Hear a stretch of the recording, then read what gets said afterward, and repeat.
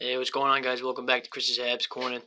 Just gonna go over the absolute blowout in Toronto last night, 7-1. Habs lose. So just get right into it. So Habs come into this game, I think 4-6 in their last 10. Coming off that win against Washington at home ice. Only 3 games left in the season. Coming into this game in Toronto tonight. Toronto having already pretty much locked up a guaranteed playoff matchup round against Tampa Bay in the first round. Just a matter of fighting for home ice. So they were going to come out hard and firing on all cylinders as they're a playoff team, looking to just get the perfect harmony and just be in sync with each other coming into the playoffs. So they were going to come out and play a pretty hard game tonight against us. Montembeault in net tonight. Primo is backing up. Harris and Doc are still out, but they're not ruled out indefinitely for the rest of the season, which at this point, I don't know why they wouldn't be. So Tierney was drawing the lineup, and Schoenemann was in the lineup as well as Wideman with the Savard news earlier this week. Those are little just line notes and just pregame notes. Really nothing to play for in this game except for pride, but obviously lottery standing checkpoints. Arizona won last night and we lost, so we actually dropped back down to 5th to last place in the standings, which is good with only 2 games now down the stretch. They moved a point above us now. I believe they beat, I want to say, Anaheim last night. It might have been Anaheim in a shootout. So that's kind of good news for us. Only positive from last night. But, my thoughts on the actual game are that it was just the defensive zone is really the main takeaway from last night. And just our play in our own zone last night was unorganized, chaotic, just not a good overall sense of structural defense, I think. It kind of reminded me of that game against Colorado a couple weeks ago, or 3 weeks ago now, where every single player was just constantly losing their playing man on man, just losing their guy, getting lost, and it felt like everybody was just trying to make up the slack of finding the right guy in coverage rather than focusing on the actual structure of the defense and where they're supposed to be. You can see that a lot. I felt like net front presence tonight was very wild in our own end, just not being rugged enough and not just taking care of clearing guys out of the way. Toronto just had a pretty easy time of finding and having a good sense of open lanes to go to the net tonight. They have a lot of shifty, slippery players that can just find their way around the net, in and around the net constantly, and I felt like our awareness of that just wasn't all there tonight. We vacated the front of the net a lot of times to go help out with plays behind the boards and left a lot of Toronto players just wide open in front of the net. Montembeault was screened on a few of the goals that went in tonight where nobody was cleared out in front, wasn't properly taken care of. A lot of guys just caught standing still in a caption of a time frame and just puck watching and not watching the backdoor player, the weak side play in front of the net as well. And I just feel like with Toronto, with all the players, Austin Matthews, William Nylander, Mitch Marner, etc., John, all these slippery, shifty players that just are, no other word except slippery. You can lose track of them and just have a hard time just losing track of them and just keeping up with them where they are in the offensive zone all the time and how active they are. And you saw that tonight, and you saw a lot of our defense and our forwards in our own zone really have a hard time along the boards boxing them out and keeping them to the outside and keeping inside positioning against a lot of them. A lot of time we were chasing after the body check along the boards and just letting them slip away. That, and it's almost like again another game after Washington's game. Excuse me, guys. Sorry. After Washington's game on Thursday, looked like our breakout was pretty good as far as proper support and just communication, moving the puck up out of our own zone, just having guys in the area as a responsible, good outlet to create some momentum and pace going up ice. And a lot of times tonight that wasn't there. We just saw, forced plays that didn't need to be forced, like stretch passes cross ice that didn't need to be made when there were safer plays to make. Because there really was no support breaking the puck out tonight, in a lot of situations, And Toronto was really good. Kind of a lot like Tampa Bay is at having active sticks on the forecheck and in the neutral zone to really read plays and just intercept plays and have that dynamic to their overall game. And you saw that last night, with a lot of our just forcing passes that didn't need to be made in the neutral zone. They were able to pick off a lot of plays and just quickly turn it the other way, So that was a little frustrating to watch.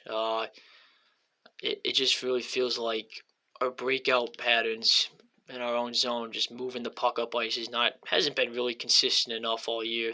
Obviously, yes, we know that's partly because of the injury issues, but that's something I really would like some focus on going into next year with this team, no matter what, is to focus on building a good foundation of breaking the puck out of our zone consistently every night, being on the same page with that, and being a team that has a good reputation, is going to stay consistent with just moving the puck up ice fluidly every single night, no matter what.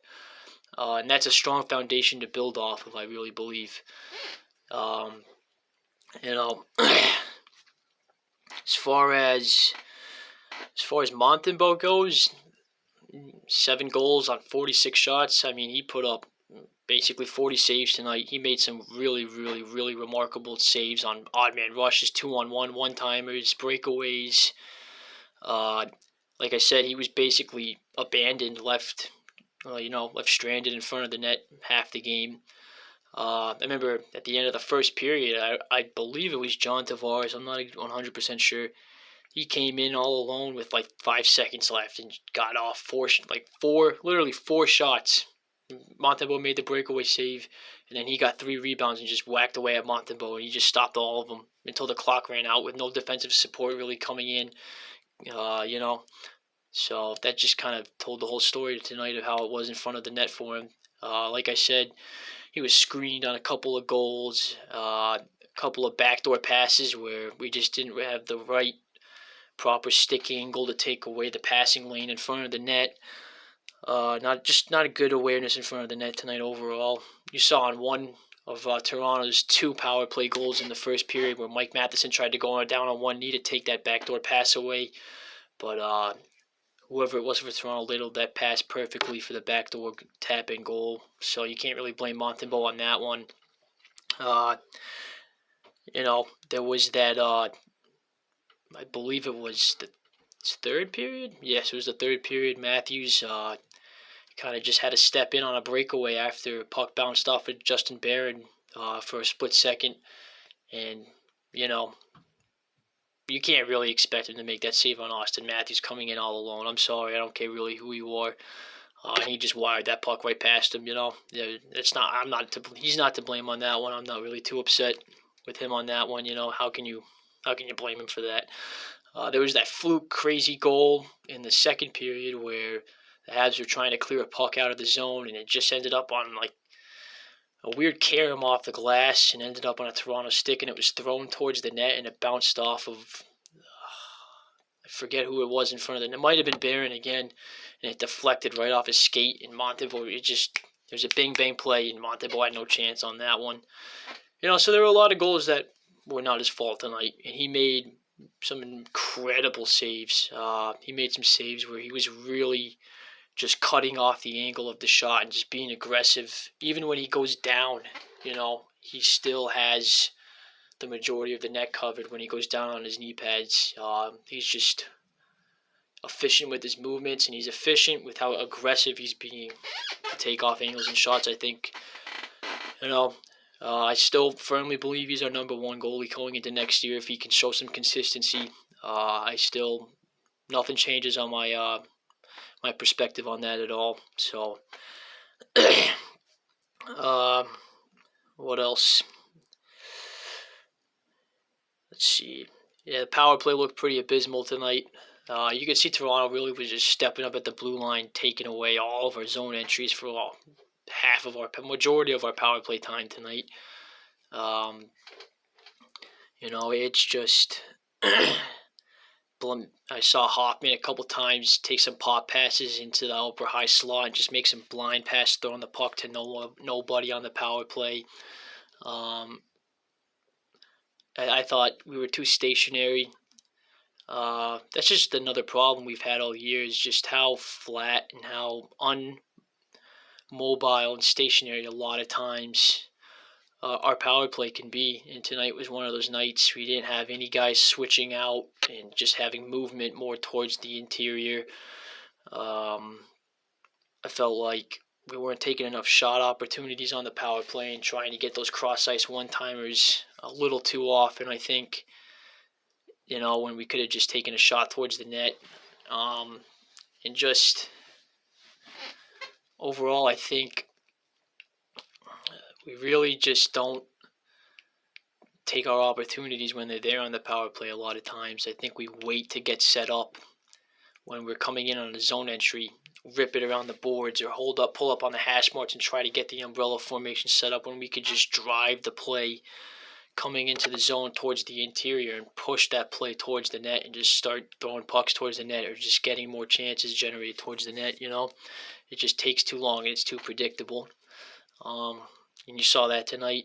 I only believe we had 2 or 3 shots total on, I want to say we had 4 power plays tonight, so that's a little frustrating. Overall, power play or non-power play in the offensive zone, a lot of times it was one and done. We weren't able to have any sustained zone pressure at all. Weren't able to really generate any good cycle chances or drive plays more towards the house in the middle. Our D weren't really that mobile or active in the offensive zone a lot of times tonight. Maybe except for, obviously, Mike Mathis, but that's just a given now, I think that we were just blindly throwing the puck into areas where the Habs player couldn't even contest the 50-50 puck battle or have any chance of winning the puck battle. It was just blindly just thrown into a corner, which is why we had a lot of one and dones in the offensive zone. It just wasn't. We just weren't clicking in the offensive zone either. That translates from not being able to click up ice to the defensive and neutral zone. Just no connectivity. Like Martin St. Louis talks about the connectivity, and once you have connectivity of consistent passes through the neutral zone into the offensive zone, that in the end result generates space for each other and generates more quality flow and more plays driven towards the net. And there was that lack of connectivity tonight in a lot of plays. Just a lot of broken individual efforts, again, in the offensive zone at times. I guess a bright takeaway is Kovacevic with his goal tonight. He looked great in that Washington game 2 nights ago. Very active, skating up ice, taking charge on some plays, leading the rush, joining in on the rush, and he did that a little bit tonight when he could. And he was one of the few and only defensemen that were pretty active in the offensive zone tonight. He did pinch down, hold some pucks in a few times, tried to be that fourth man down low, generating some cycle chances a few times. The few times we did have some zone pressure in the offensive zone, which was limited tonight, he was there involved in those plays. And, that was a nice goal that he scored, taking that shot from up at the top of the face-off circle. I think it was deflected by a Toronto player, but nonetheless, it went past Samsonov there. Only goal of the night. Just good for him to get that goal. He's been playing really good. That was a bright spot in tonight's game, I guess you could say. And, it's, It's frustrating, but it's not frustrating. It's frustrating, yeah. It's Toronto. You thought, we would have showed up and played with a little more spirit and passion tonight. But we didn't. Um, a lot of guys were mailing it in tonight, not giving their full or best effort. And a lot of it was also that, and also just another case of just being depleted, out of gas, just not having the energy or the mojo to push through this game tonight, knowing there's less than a week left in the season. It's my final thoughts on that. I'm trying to think of anything else I could really have from this game to talk about. I mean, Nick Suzuki got his 40th assist on the season on that goal from Kovacevic. Matheson and Nick Suzuki had the assists on that. Matheson 4 assists in 2 games now. It's just, again, he was one of the only defensemen, and one of the only mobile players tonight that were able to just at times drive plays through the neutral zone for us and drive plays in the offensive zone again. Which seems to be the case every night now, So, yeah, that's really all I have about this game, I believe. Habs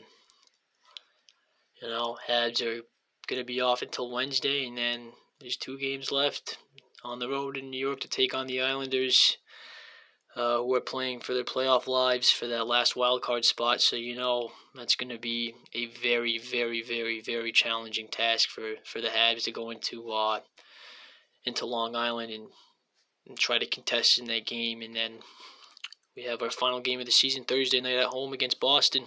I would like to think they're going to come out and just play their hearts out and play with soul and spirit and just full of energy in that game, because A, it's against Boston on home ice, and B, it's the last game of the season on home ice with our crowd.